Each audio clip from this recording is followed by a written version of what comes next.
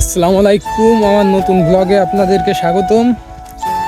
তো ফাইনালি আমি বাসা থেকে বের হলাম আমার বোনের ম্যাচের দিকে উদ্দেশ্য,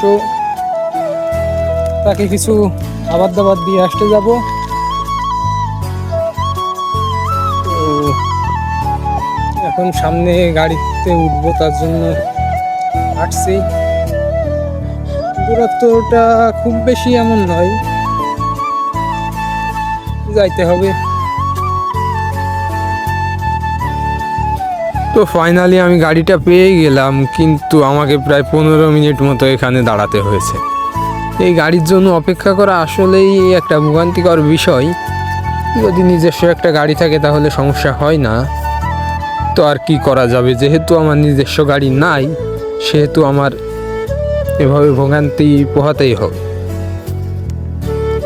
তো ফাইনালি আমার বোনের ম্যাচে যাইতে গেলে আমাকে 3টা থেকে 4টা গাড়ি পরিবর্তন করাই লাগে। তো প্রথম গাড়িটা পরিবর্তন করার সময় এসে গেছে। সামনে আমি এই গাড়ি থেকে নামবো এবং নতুন একটি গাড়ি খুঁজবো। আমার হাতের এই ব্যাগটা আমাকে আসলেই খুব বিরক্ত করছে। এক হাতে 2টা ব্যাগ নিয়ে যাওয়া আসলে একটু কষ্টসাধ্য বিষয়। তো ফাইনালি এই গাড়িটাতে আমার যাত্রা শেষ। এখন আমি নতুন কোনো গাড়িতে আবার যাত্রা শুরু করব।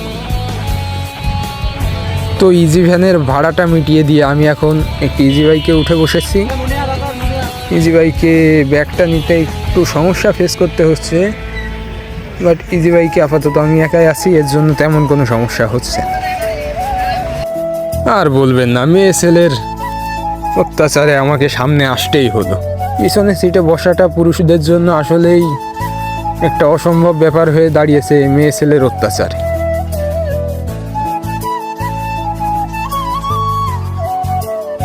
তো আমার বাসা থেকে সরাসরি যশোর যাওয়ার পথে একটি উল্লেখযোগ্য স্থান না দেখালেই নয়, এটা হলো খনিকা পিকনিক কর্নার।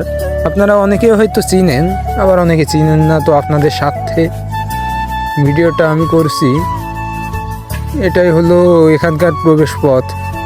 জায়গাটা খুব সুন্দর। আপনারা যদি কখনো না যেয়ে থাকেন অবশ্যই একবার হলেও যাবেন।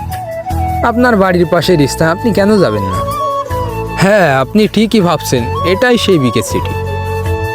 তো যারা জায়গাটি চিনে তাদের বিষয়ে আমি কিছু বলবো না, যারা চিনে না তাদের উদ্দেশ্যে বলি। এটা যশোরের রাজারহাট মোড়ে অবস্থিত। আপনারা রাজারহাটে আসলেই দেখতে পাবেন। তো র্যাব অফিস পার করে সামনে এই জায়গাটাতে না দেখালেই নয়। আপনাদের যদি কারোর চোখের সমস্যা থেকে থাকে, আপনারা সরাসরি এখানে এসে উন্নত মানের চিকিৎসা পেতে পারেন। এই রাস্তায় সামান্য ভিতরে গেলে আপনারা পাবেন। তো ফাইনালি আমরা মনিহারে পৌঁছে গেলাম। তো আমি এখন মামার ভাড়াটা পরিশোধ করব। মামার ভাড়া হয়েছে 20 টাকা। তো মামার ভাড়াটা মিটিয়ে দিয়ে আমি আমার ব্যাগ দুটো হাতে নিচ্ছি। 2টো ব্যাগ একসাথে নিয়ে হাঁটা একটু কষ্টসাধ্য বিষয়। তো ফাইনালি মনিহার থেকে আমি সরাসরি একটা রিক্সাতে উঠে বসলাম। রিক্সায় করে আমি এখন আমার বোনের ম্যাচের দিকে যাচ্ছি।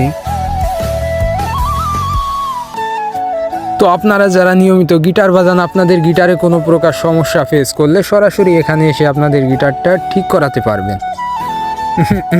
গিটার সঙ্গীত গিটারের কথা বলছিলাম, আপনারা নেগেটিভভাবে নেন কেন? তো সামনে যশোরের কাচ্চি ভাইয়ের একটি ব্রাঞ্চ। তো এখানে যাওয়ার সৌভাগ্য আমার এখনও হয়নি, তবে ফুড ব্লগিংয়ের সাথে অবশ্যই আমি এখানে একবার হলেও আসব। তো জায়গাটা আপনারা অনেকেই চিনেন, যশোরের ভিতরে অবস্থিত এটা, যশোর শহরে।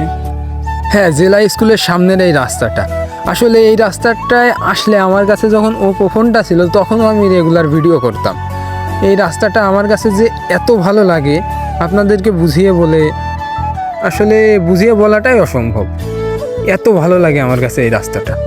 তো যারা এতক্ষণ ম্যাচ দেখার জন্য অপেক্ষা করতেছিলেন তারা ভিডিওটা স্কিপ করে যেতে পারেন।